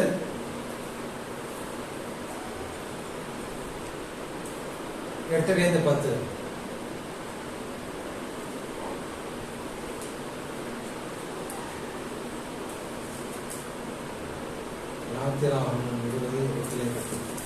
ஓய்வு நாளை பரிசுத்தமாய் ஆசரிக்க நினைப்பாயாக. அது எந்த நாள் ஓய்வு நாள்?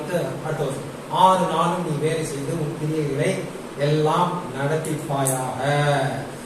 7ஆம் நாளோ உன் தேவனாகிய கர்த்தருடைய ஓய்வு நாள். அதிலே நீ ஆனாலும், உன் குமாரனானாலும், உன் குமாரத்தியானாலும், உன் வேலைக்காரனானாலும், உன் வேலைக்காரியானாலும், உன் மிருக ஜீவனானாலும், உன் வாசல்களில் இருக்கிற அந்நியனானாலும் யாதொரு வேலையும் செய்ய வேண்டாம் அப்படின்னு சொல்லிட்டு ஒரு குறிப்பிட்ட நாளை, 7ஆம் நாளை பரிசுத்த சபை கூடுதல் இருக்க வேண்டும் என்று தேவனுடைய கட்டளை. ஏன் அந்த கட்டளை 7ஆம் நாள், ஏன் அந்த 7ஆம் நாளுக்கு கட்டளையிட்டான் கூட ஒரு கேள்வி கேட்டா அதற்கான பதில் அடுத்த வசனத்துல இருக்கு. யாத்திரா 20:11. கர்த்தர் 6 நாளைக்குள்ளே வானத்தையும் பூமியும் சமுதிரத்தையும் அவைகளில் உள்ள எல்லாவற்றையும் உண்டாக்கி 7ஆம் நாளிலே ஓய்ந்திருந்தார். ஆகையால் கர்த்தர் ஓய்வு நாளை ஆசீர்வதித்து அதை பரிசுத்தமாக்கினார். என்ன ஒரு தெளிவான ஒரு அர்த்தம், முழு அர்த்தம், முழு காரணம். ஓய்வு நாள 7ஆம் நாள் ஓய்வு நாள்ல நம்ம ஓய்ந்திருக்குன்னு சொல்லிட்டு இது போல இந்த ஒரு வசனம் முழு காரணம் இருக்குதா? இந்த வசனத்துல முழு அர்த்தம் இருக்குதா? ஏன்னா 6 நாளைக்குள்ளே வானத்தையும் பூமியும் சமுதிரத்தில் அவைகள் எல்லாவற்றையும் உண்டாக்கி 7ஆம் நாள்ல என்ன பண்ணார் தேவன்? 7ஆம் நாளில் ஓய்ந்திருந்தார். அந்த 7ஆம் நாளை என்ன பண்ணாரு? அந்த 7ஆம் நாளை ஆசீர்வதித்து அதை பரிசுத்தமாக்கினார்.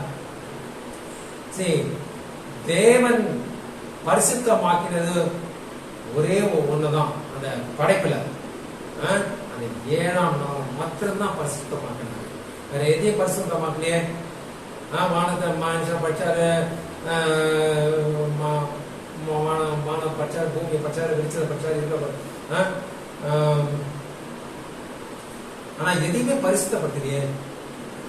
7ஆம் நாள் மட்டும்தான் பரிசுத்தப்பட்டது. எல்லாத்தையும் ஆசீர்வதிச்சாரு.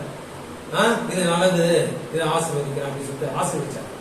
ஆனா பரிசுத்தப்படுத்துறது ஒரே நாள் மட்டும்தான்.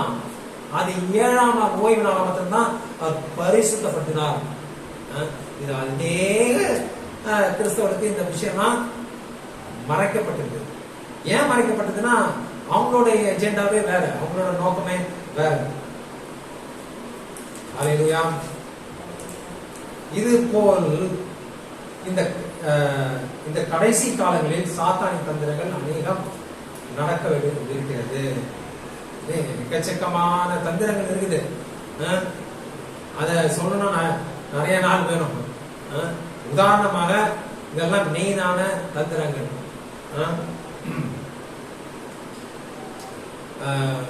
ஜனத்தொகை குறைக்கிறது நல்லதுன்னு சொல்லி அபார்ஷன் நல்லது அப்படின்னு சொல்லி அபார்ஷன் வைக்கிறது, ஒரு உலகம் ஒரு மதம், இதெல்லாம் யாருக்கு? அவன் இந்த உலக மக்களை ஆட்சி செய்து அவனுக்கு அந்த அந்த வர்ஷிப்பை வணங்குறத அவனுக்கு சேர்க்கும்படியான அந்த காரியம்லாம் செய்து இன்னும் எக்கச்சக்கமான அநேக காரியங்கள் இருக்குது. அந்த கிறிஸ்து எருசலேம்ல 3வது ஆலயத்தை கட்டுவான். அதுல அவன் நான் தான் கடவுள் என்று சொல்லுவான். அந்த விஷயம்லாம் இருக்குது.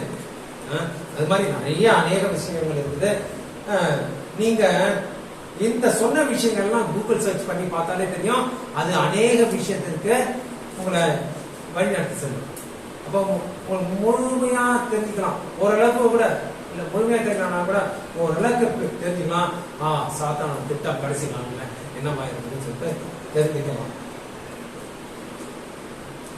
இயேசு கிறிஸ்து நம்ம முதல்ல சொன்ன அதே வசனம், இயேசு கிறிஸ்து ஒலிவ மலையின் மேல் உட்கார்ந்து இருக்கையில் சீஷர்கள் அவரிடத்தில் தடுத்து வந்து உம்முடைய வருகைக்கும் உலகத்தின் முடிவுக்கும் அடையாளம் என்ன கேட்டார்கள்.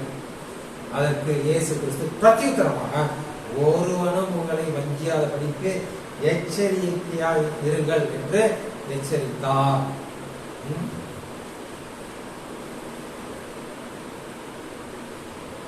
பின்பு அவர் மத்தேயு 24:3 பின்பு அவர் ஒலிவ மலையின் மேல் உட்கார்ந்து இருக்கையில் சீஷர்கள் அவர்களிடத்தில் தனித்து வந்து இவைகள் எப்போது சம்பவிக்கும்? அதாவது இயேசு கிறிஸ்து இந்த ஆலயத்தின் மேல் ஒரு கல்லின் மேல் ஒரு கல் இருக்காது அப்படின்னு சொல்லுவாரு. அதெல்லாம் எப்ப சம்பவிக்கும் அப்படின்னு கேட்கிறாங்க. உங்களுடைய வருகைக்கும் உலகத்தின் முடிவுக்கும் அடையாளம் என்ன? நீங்க எப்போ வருவீங்க? இந்த கடைசி காலங்கள் எல்லாம் எப்படி இருக்கும்? அதுக்குன்னா அடையாளம் என்ன அப்படின்ட்டு இயேசு கிறிஸ்துவை பார்த்து அவருடைய சீஷர்கள் கேட்கிறாங்க. அதுக்கு டைரக்டா அந்த கேள்விக்கு பதில் சொல்லாம முதல்ல என்ன சொல்றாரு? அதெல்லாம் இருக்கட்டும், கடைசி கால அடையாளம்லாம் இருக்கட்டும், முதல்ல இதை கேளுங்க அப்படின்னு சொல்லிட்டு இயேசு கிறிஸ்து அவர்களுக்கு பிரத்யுத்தரமாக ஒருவனும் உங்களை வஞ்சியாதபடிக்கு எச்சரிக்கையாய் இருங்கள். அப்புறம் அடுத்த வசனத்துல வரும், ஏனெனில் அநேகர் என் நாமத்தை தரித்துக் கொண்டு நான் தான் இயேசு அப்படின்னு சொல்லிட்டு அநேகரை வஞ்சிப்பார்கள். அநேகர் இதுதான் கரெக்ட், இதுதான் நல்லது, நான் தான் இயேசு அப்படின்னு சொல்லி நிறைய பேர் இருக்காங்க. அநேகரை வஞ்சிப்பார்கள். அதனால முதல்ல வஞ்சியாதபடி சாத்தானோட தந்திரங்கள் எல்லாம் தெரிஞ்சாதான் அதுக்கு உஷாரா இருக்க முடியும்.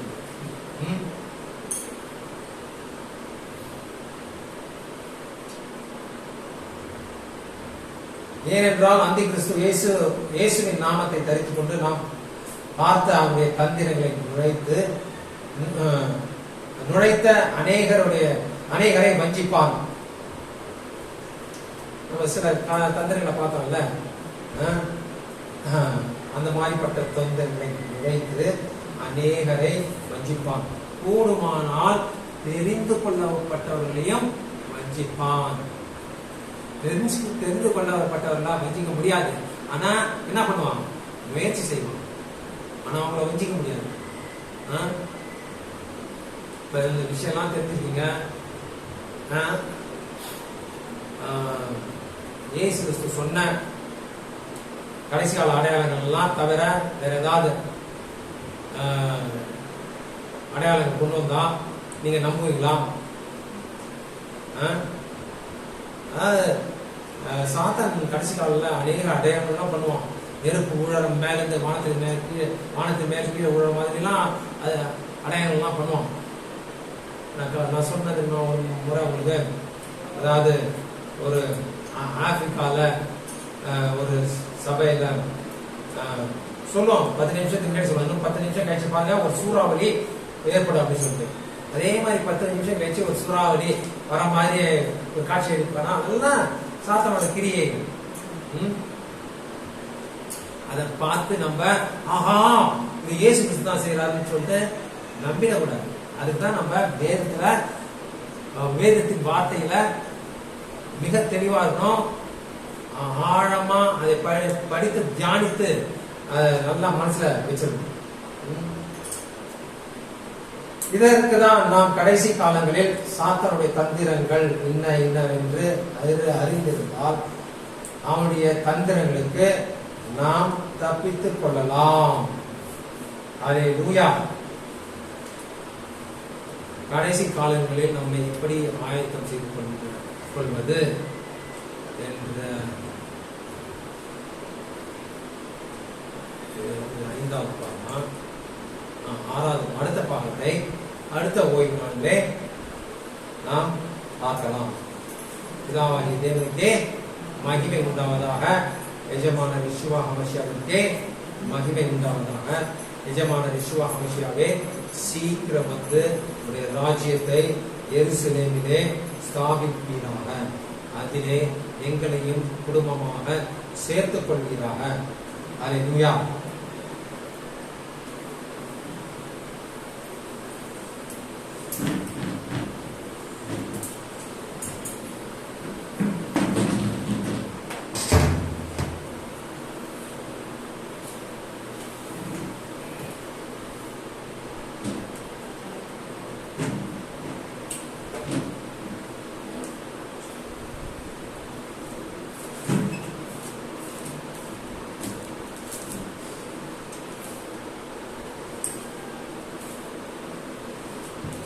அல்லேலூயா. தேவனுக்கே மகிமை உண்டாவதாக. இதனுடைய வார்த்தையை கடைசி நாட்களிலே ஆயத்தப்படும்படியான வார்த்தையை நாம் ஒவ்வொரு ஓய்வு நாள் அன்றும் தியானித்துக் கொண்டே வருகின்றோம். அல்லேலூயா. மிகவும் இது பிரயோஜனமாக இருக்கும் என்பதில் இனி கூட சந்தேகம் இல்லை. பிசாசின் தந்திரங்களை ஜெயிக்கும்படியாக அவனை மேற்கொள்ளும்படியாக நாம் நம்மை ஆயத்தப்படுத்திக் கொள்ள வேண்டும்.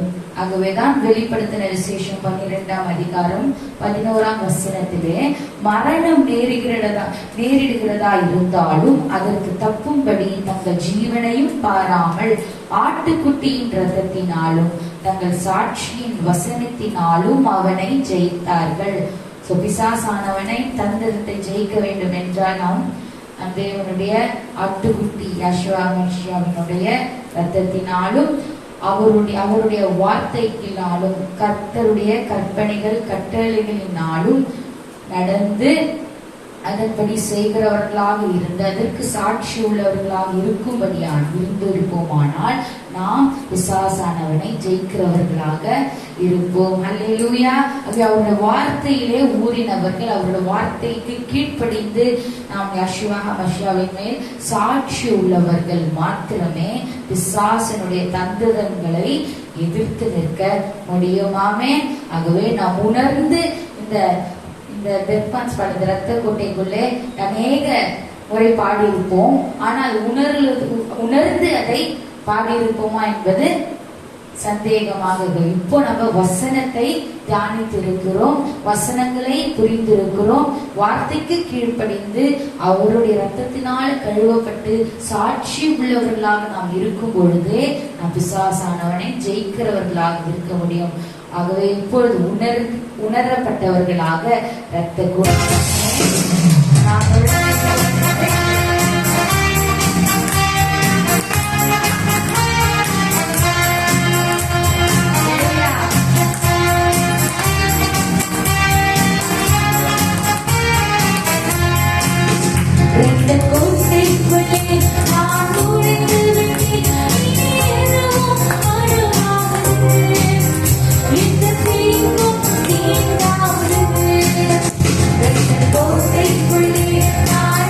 They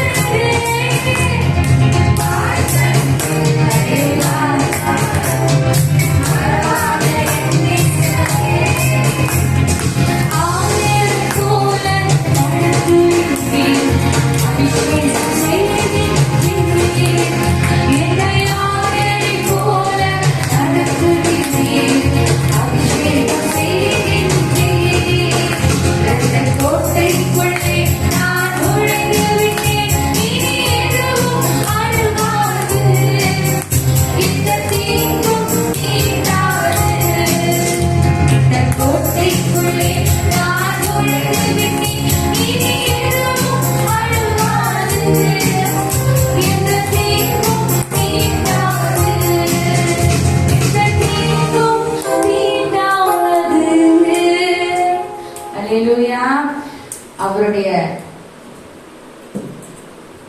இரத்தத்திற்குள்ளாக மறைவிற்குள்ளாகவும் அவருடைய வசனத்திற்கு கீழ்ப்படிந்தவர்களாகவும் கற்பனைகளை கடைபிடிக்கிறவர்களாகவும் நாம் இருக்கும் பொழுது நம்மை ஒருபொழுதும் பிசாசானவன் அணுகாமல் அவர் நம்மை தப்புவித்து வழிநடத்தி காத்து நடத்துகிறவராக இருக்கிறார். கண்களை மூடி எங்கள் அன்பின் தகப்பனே, பரலோகத்தின் பிதாவாகிய தேவனே, சாத்தானின் தந்திரங்கள் கடைசி காலங்களிலே எப்படிப்பட்டதாக இருக்கும் என்பதை உங்களுடைய வார்த்தையை வைத்து நாங்கள் தியானித்தோம். ஆண்டவரே, அதற்கு நாங்கள் ஆயத்தமாகி பிசாசின் தந்திரங்களை ஜெயிக்கிறவர்களாக எப்போது வார்த்தைகளுக்கு கீழ்ப்படிந்து இருக்கிறவர்களாக நாங்கள் வெளிச்சமாக உப்பாக கனிதரும் மரமாக இருக்கும்படியாக ஆவியின் கனிகளை கொடுத்து ஒவ்வொரு நாளும் ஆண்டவரை நாங்கள் வழிநடத்தப்படுகிறவர்களாக இருக்கும்படியாக உங்களுடைய கரத்தில் தாழ்த்தி ஒப்புக் கொடுக்கின்றோம். நீர் மாத்திரமே மகிமைப்படுவீராக, உம்மை மாத்திரமே உயர்த்துகின்றோம். ஆண்டவரே, எங்களுடைய சமூகத்தில் தாழ்த்தி செல்கின்றோம். நீர் மாத்திரமே எங்களை ஆட்கொண்டு ஆளுகை செய்து வழிநடத்தும்படியாக ஒப்புக் கொடுக்கின்றோம். எல்லா ததிகன மகிமை யாவற்றையும் உமக்கு மாத்திரமே செலுத்தி மீட்பெரும் ரட்சகருமாகிய நாமத்தின் நாளை ஜெபிக்கிறோம் எங்கள் அன்புள்ள நல்ல பிதாவே, ஆமென். என் ஆத்துமாவே கர்த்தரை ஸ்தோத்திரி, என் முழு உள்ளமே கர்த்தரின் பரிசுத்த நாமத்தை ஸ்தோத்திரி. என் ஆத்துமாவே கர்த்தரை ஸ்தோத்திரி, கர்த்தர் செய்த சகல உபகாரங்களையும் மறவாதே. ஆமென்.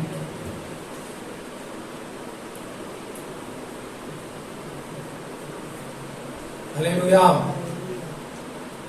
கர்த்தர் உங்கள் எல்லோரையும் ஆசீர்வதித்து உங்கள் எல்லோரையும் காக்க கடவர். கர்த்தர் தம்முடைய முகத்தை உங்கள் எல்லோர் மேலும் பிரகாசிக்க செய்து உங்கள் எல்லோருக்கும் கிருபையாய் இருக்க கடவர்.